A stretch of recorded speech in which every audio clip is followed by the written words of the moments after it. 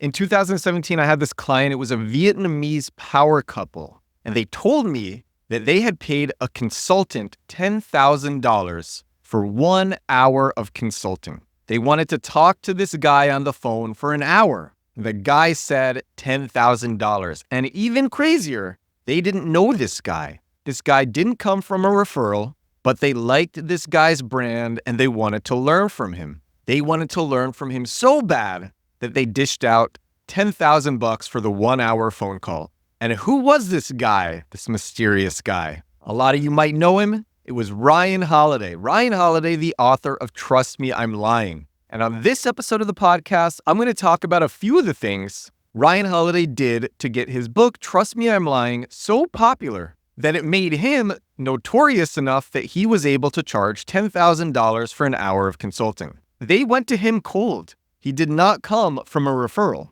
I know this. They were my clients and I asked them tons of questions. I was doing SEO for them. I asked them so many questions about this. And I remember it was so crazy to me when I heard this. I'm like, so you just paid this guy $10,000 for an hour call and you didn't talk to him first? He wasn't referred to you by someone you know? They're like, nope. We read his book. We loved it. We saw his content, sent him a request, sent his price, and we did it.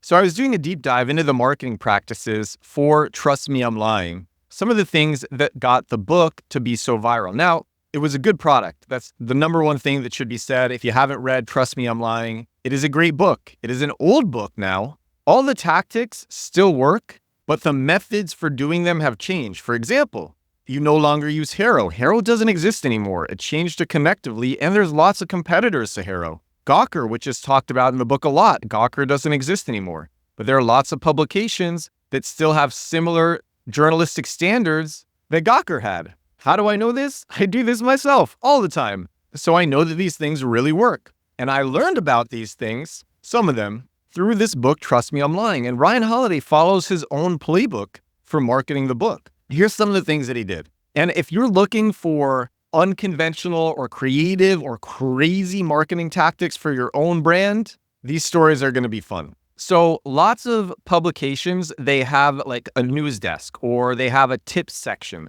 where you can submit news tips. They need things to report on. They need things to report on that people will want to read, that people will be interested in. And sometimes if you send them things that are crazy enough, there are lots of publications that if you send them things that are interesting enough that they really believe to be true, they'll just run with it. You might have seen this yourself. I personally see it all the time. Journalists, they need the clicks, they need the views. The blogs, they need the clicks, they need the views. They still need this stuff. And if they get a juicy story, they're going to bite on it.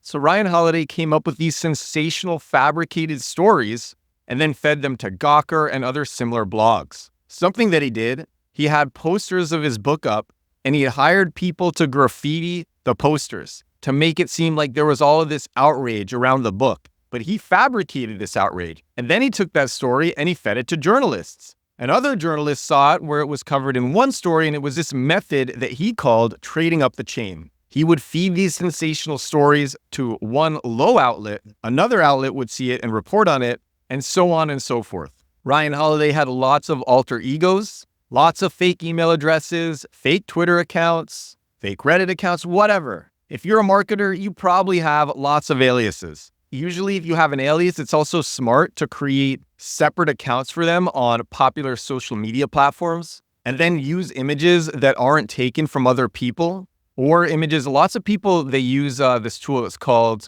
This Face Does Not Exist, but it's very obvious when people use that tool because all the faces look the same. It's AI-generated faces. Now people are using Midjourney, but even then, it still appears a bit too good. The best people who do it, they are manipulating faces before uploading them to make the images look less perfect, to make the faces look less perfect, and to make the images look more real. But so you have these alter egos. Ryan Holiday, he has these alter egos, legend of marketing Ryan Holiday, and he would pose as different people in email exchanges, in forums, all over the place online, and he would just say really nasty things about this book and about himself. And then he would have people who would defend the book and who would defend him. And he was doing this because he wanted to create public interest. What is this thing that people are talking so passionately about? I'm going to Google this. I'm going to find out. He used fake protests too. All right, so he actually did this. This is a different story, but he used this all the time. He faked the protest at an Apple store over the release of a product and then got the story picked up from a lot of blogs and news outlets.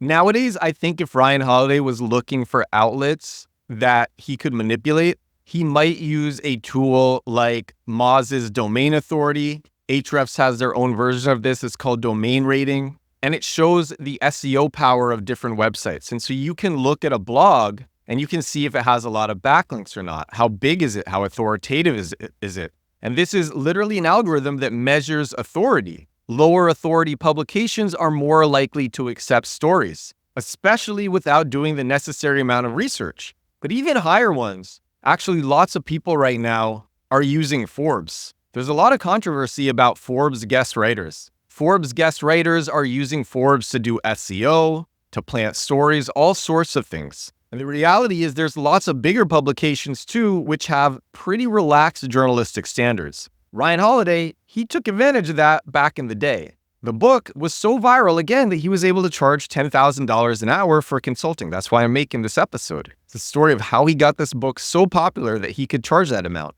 I remember when I heard about it just through word of mouth. These stunts worked. The book started to spread, and then it was recommended to me. I think I learned about it when I was at a tech meetup, and I said, oh, I do this, and someone's like, oh, you need to read this book. And I looked into it. I said, this sounds really interesting, and I read it, and it's a crazy book. It's a great, my mind at the time when I read this was blown. So he vandalized his own ads. He had fake protests. He had aliases all over the internet, either criticizing him in the book or supporting him in the book. Every piece of controversy, every story was then sent to journalists to amplify its reach. If something happens in a vacuum, it doesn't really matter. When something is sent on publications and then sent out on social media, it's a much bigger deal. This, by the way, I make tons of viral videos about how good Burger King, especially, they have really good guerrilla marketing. Lots of other enterprise companies are doing really amazing marketing things too, lots of amazing guerrilla marketing things too.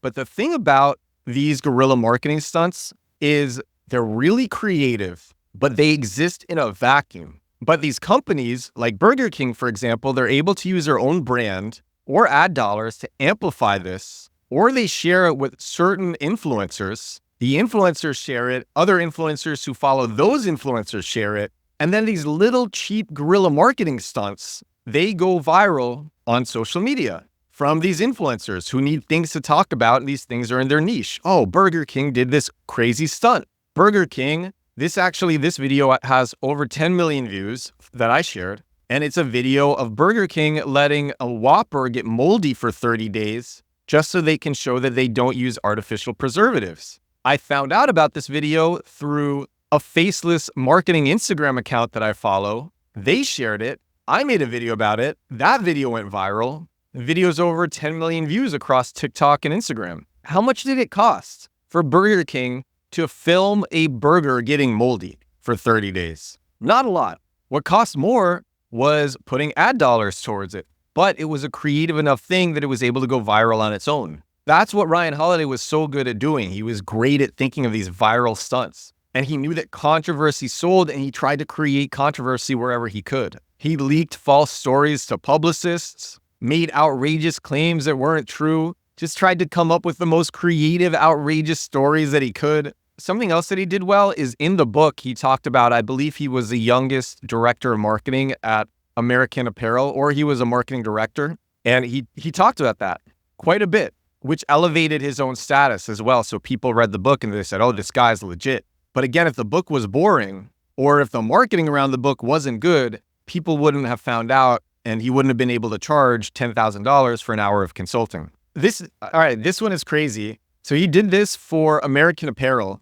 and this was during the Occupy Wall Street movement. He made up two stories that American Apparel was either donating to Occupy Wall Street, or Occupy Wall Street protesters were protesting American Apparel themselves. And these stories had no basis in reality. He just made up the craziest things that he could and then shared them with bloggers and journalists. And everything that he did, combined with having a great product, it was insanely successful. And that's what made him a name brand in terms of marketing back in the day. This was before he got into Stoicism and he wrote all of these Stoic books. Now he's known for Stoicism. I wouldn't be surprised if he used a lot of these tactics to promote his Stoicism books. Ego is the Enemy, it's a great book. But these are some of the things that he did to make himself a real name in marketing, to the point where people will give him this amount of money cold for an hour of consulting. And that is what I wanted to share with you on this episode of the podcast. If you want to get your prices up or more awareness for your brand, Ryan Holiday is a good person to learn from. If Ryan Holiday was doing it today, he'd probably use featured.com. Like I said, he would find low domain authority publications that maybe he would guest write for, or he would submit tips to, or he would even pay to have an article in. They don't charge a lot. He'd probably use Reddit a lot. He'd use X. He'd have a bunch of aliases. He would still be submitting fake tips to relevant huge publications because they still don't check. I see this all the time. You probably see it too. He'd probably be doing real world guerrilla marketing things, just like he did before. A lot of these things still work and they're still used every day by marketers. All right, that's all that I got for you today. This is episode 451. Thank you so much for watching. Thank you so much for listening. I will talk to you again tomorrow. Bye now.